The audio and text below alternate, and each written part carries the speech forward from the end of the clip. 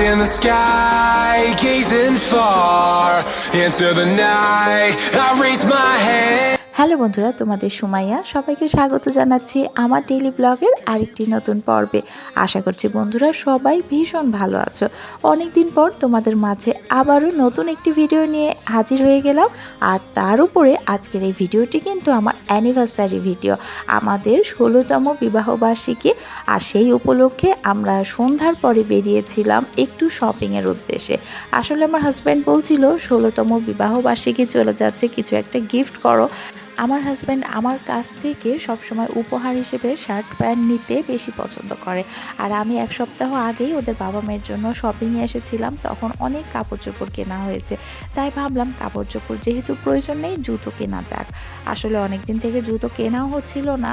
আর এবছর এত বৃষ্টি হয়েছে আর বাইরে এত পানি, এই সমস্ত পানি ঘাটাঘাটি করে হাঁটাহাঁটি করতে গিয়ে কিন্তু জুতার অবস্থা বেশ নাজেহাল। এই জন্য ভাবলাম যে জুতাই এই অ্যানিভার্সারিতে ওর জন্য বেস্ট গিফট হতে পারে। কেনাকাটা শেষ করে আমরা চলে গিয়েছিলাম ডিনার করার জন্য রাজশাহী শহরের অন্যতম প্রসিদ্ধ রেস্টুরেন্ট মাস্টার শেফ কিচেনে। আর মাস্টার শেফ কিচেনে চাইনিজ, ফাস্ট ফুড এবং বাংলা খাবার সব কিছুই পাওয়া যায়। যেহেতু আমার হাজব্যান্ডের পছন্দ বিরিয়ানি, এজন্য আমরা এখানেই চলে আসলাম। আমার কাছে রাজশাহী শহরের মাস্টার শেফ কিচেনের সবগুলো খাবারের আইটেমই সবসময়ই ভালো লাগে। বরাবরই আমার এই রেস্টুরেন্টটা খুব পছন্দ। আর যেহেতু আজকে অ্যানিভার্সারি, এই কারণে তো আমি এই রেস্টুরেন্টটা ছাড়া অন্য কোনো রেস্টুরেন্টের কথা ভাবতেই পারি না। যতক্ষণ আমাদের কাচ্চি বিরিয়ানিটা আসতে সময় লাগছিল, সেই সময়ের অবসরে আমরা হাফ থাই স্যুপ নিয়েছিলাম। আসলে মানুষ তো মোটে 3 জন, অতিরিক্ত খাবার অর্ডার করে ফেললে আসলে শেষ করতে পারবো না। আর রেস্টুরেন্ট থেকে আবার খেতে না পারা খাবারগুলো পার্সেল নিতে ইচ্ছাও করে না, ভালোও লাগে না। এই জন্য অল্প অল্পই অর্ডার করেছিলাম। তো স্যুপটা খাওয়ার পরে আমাদের এখানে চলে এসছে কাচ্চি বিরিয়ানি। এটা মেইনলি মাটন দিয়ে করা, তবে এটার সাথে আবার 2 পিস করে চিকেন ফ্রাইও ছিল। আর তার সাথে কিন্তু সালাদটা একদম ফ্রি।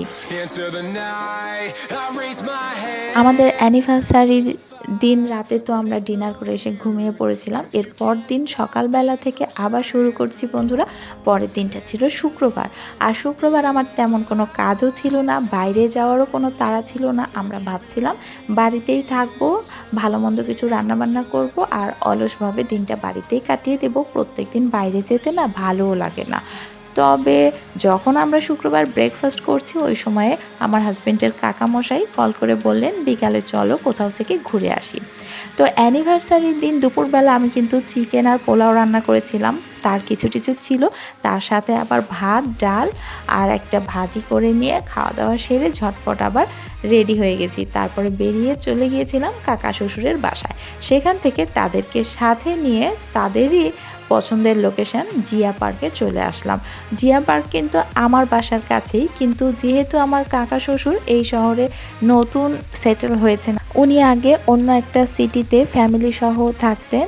আর সম্প্রতি উনি এই শহরে এসে সেটেল হয়েছেন, এখন থেকে এখানেই থাকবেন। একদিক থেকে আমার জন্য ভীষণ ভালো হয়েছে, আমার শ্বশুরবাড়ির কিছু মানুষজন আমার কাছাকাছি থাকবে, তাদের সাথে এরকম মাঝে মধ্যে ঘুরতে যাব, খেতে যাব, বেশ একটা আনন্দই আমার হয়েছে। তো আজকে ওনাদেরকে এখানে নিয়ে আসলাম। ওনারা এখনও সেভাবে এই শহরে সব কিছুর সাথে পরিচিত হয়ে ওঠেনি, এই জন্য ওনাদের বাড়ির দিকে আমাদেরকে এগিয়ে গিয়ে ওনাদেরকে এখানে নিয়ে আসতে হলো। ওনার বাচ্চারা তো ভীষণ এনজয় করছিল। ওনার বাচ্চারা মানে আমার ননদিনী রায়বাঘিনী। তো চলো বন্ধুরা দেখে নাও আমরা কত মজা করেছি।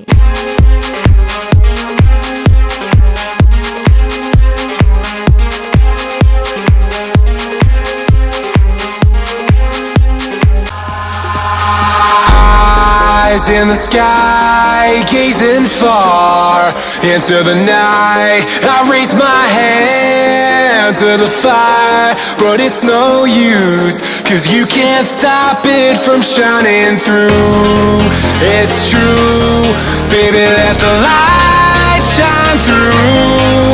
If you believe it's true, baby, won't you let the light shine through for you, for you, for you, for you, for you, for you, for you, for you, won't you let the light shine through.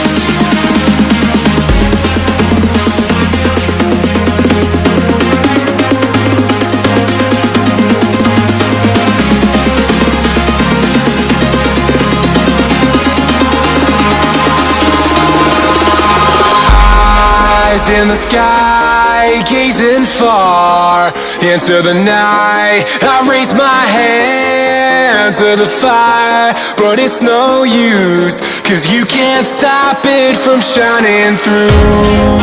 It's true, baby, let the light shine through. If you believe it's true, baby, won't you let the light shine through for you, for you, for you, for you, for you, for you,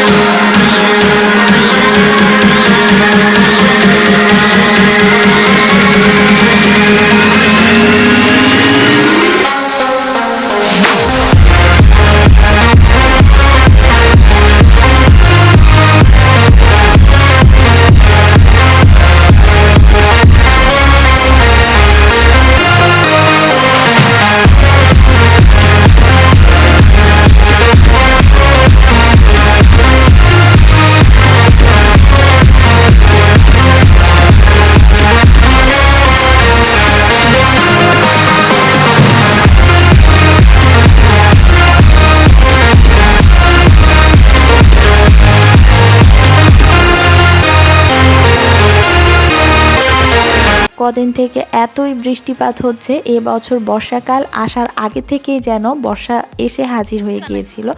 আসলে বর্ষাকাল কিন্তু পার্কে যাওয়ার জন্য মোটেও ঠিকঠাক সময় নয়, তারপরও আমরা চলে এসেছি।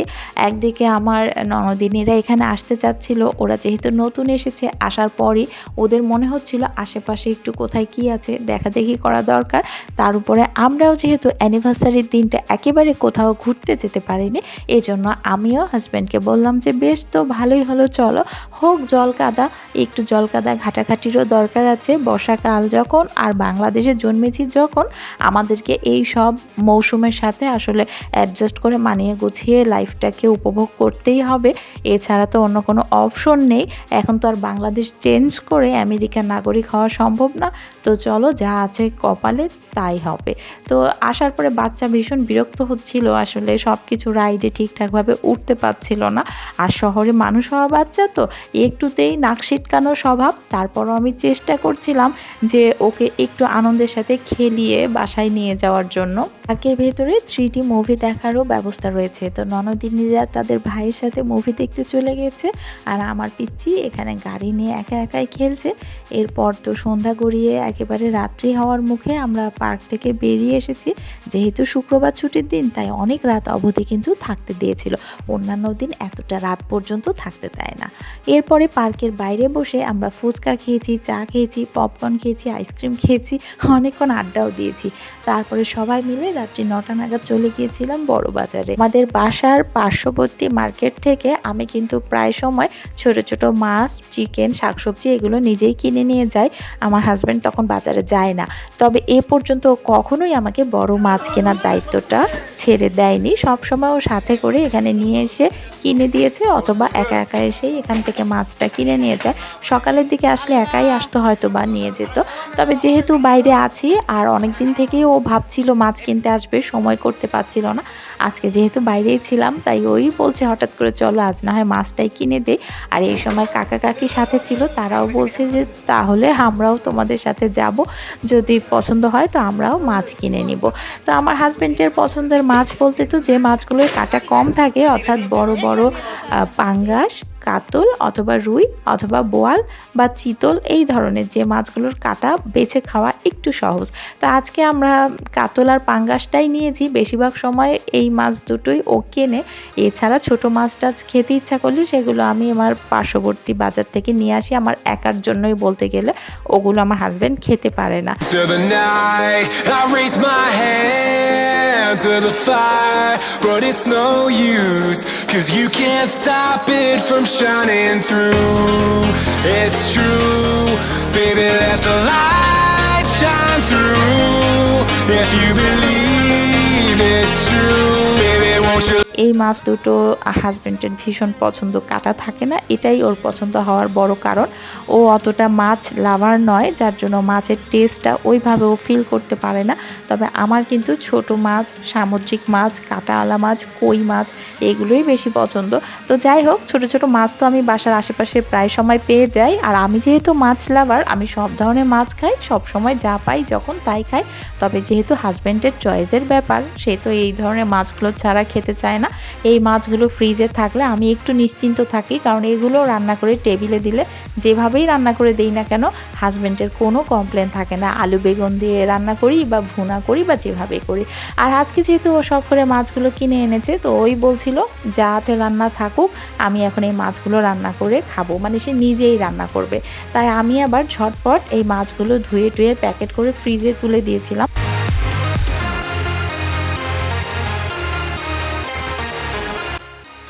ও মাছগুলো রান্না করতে যে জিনিসগুলো চাইছিল সমস্ত উপকরণগুলো ওকে রেডি করে চুলার পাড়ে গুছিয়ে দিয়ে আমি চলে গিয়েছিলাম গোসল সারতে। ওদিকে আমার মেয়েও তো ঘুমে ক্লান্ত হয়ে গিয়েছিল, তো মেয়েকে গোসল দিলাম, আমি নিজে গোসল করলাম। তারপরে মাছ বাজার থেকে ঘুরে আসা এই কাপড় চোপড়গুলো আর রাখতে ইচ্ছা করলো না, পার্কেও তো জল কাদায় একাকার অবস্থা।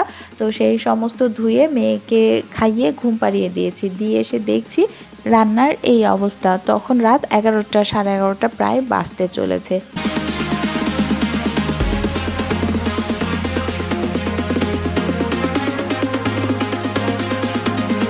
মাছগুলো ধুয়ে ফ্রিজে ভরে দিয়ে আমি কিন্তু রান্নাঘর একবারে ধুয়ে মুছে সমস্ত উপকরণ এখানে গুছিয়ে দিয়ে চলে গিয়েছিলাম। যাওয়ার সময় বলেছিলাম যে তুমি এখন কিচেনে গিয়ে রান্নাটা করতে পারো। এরপরে ফিরে এসে দেখছি সে আবার যথাসম্ভব হাতা খুন্তি কৌটা এখানকার জিনিস ওখানে সব এলট পালট করে দিয়েছে। যাকে শখ করে একদিন যখন রান্না করতে চেয়েছে, তাই আর কিছু বললাম না।